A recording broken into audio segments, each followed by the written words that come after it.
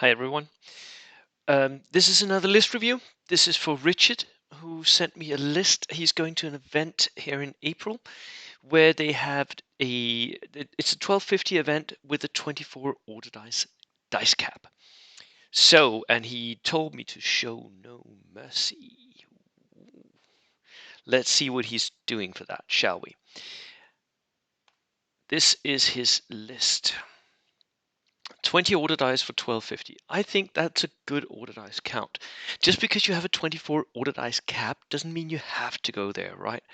That will only be for people who want to, bring a 30 order dice horde list. You shouldn't.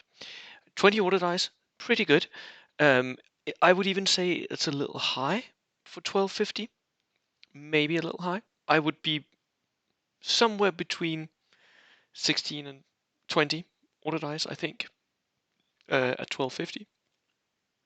So it's a pretty good dice count. It's a US reinforced platoon. Second lieutenant, inexperienced, regular infantry. We've got. This is a rather big skirmish unit. Actually, I think I could even cut this down to like cut one man from it. It's an 8-man skirmish unit with 2 BARs. Really good skirmish unit. Regular, love it. Perfect. Nothing wrong with it. It's just that if you cut one man, you save 10 points, and you make the unit. You're still going to have to lose 4 men before the unit needs to take a morale test. So it's not that much of a loss, really. And that one shot, maybe you don't need it. So if you're going to use points another place, I think I would cut one man from these skirmish units. An inexperienced medium mortar, perfect. Sniper team, right. Flamer team, right. Uh, an armored car jeep with a pintle-mounted MMG. The American armored cars are not great. They are not, uh, but it's there. It's 36 point for an MMG is pretty cheap, right? So it's okay.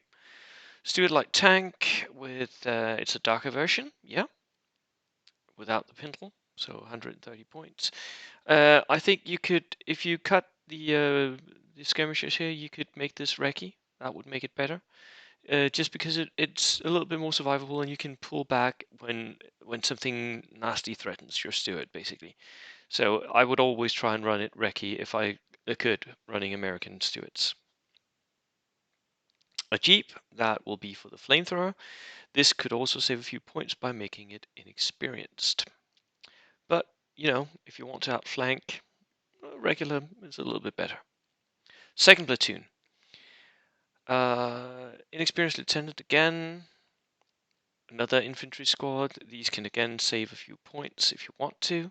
Medic, not necessary, but a very cheap order dice. You don't really have the units where this has any meaningful impact.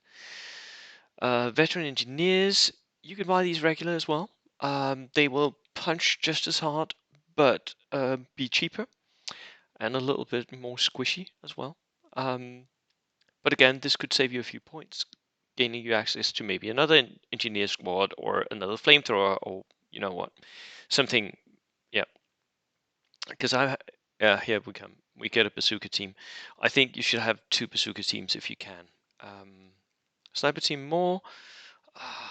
Do you really need 2 snipers? I think I would rather have a second bazooka team, and spend the points on a unit more engineers. Howitzer, that's always good. You could go and get yourself a 105mm multi-rocket launcher instead if you wanted to, but it is a very, very cheap, inexperienced howitzer. And another armored car. I am not a fan of these armored cars. 1, yes. 2, you don't need it. And another light tank. Again, it needs to have recce if you really want to push it. It's good as it is, but recce will make it better. A Dodge truck. Is that for the veterans? That's for the veteran engineers.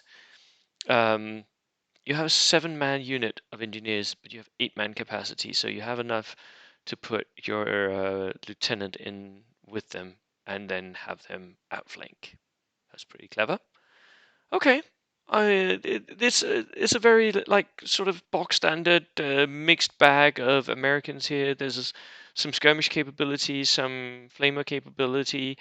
You've not maxed out on any of it, but the Stuarts are good. I would just give them Recce, and that would be it for me. Yep, lovely little list. Thank you so much, Richard, for sending it.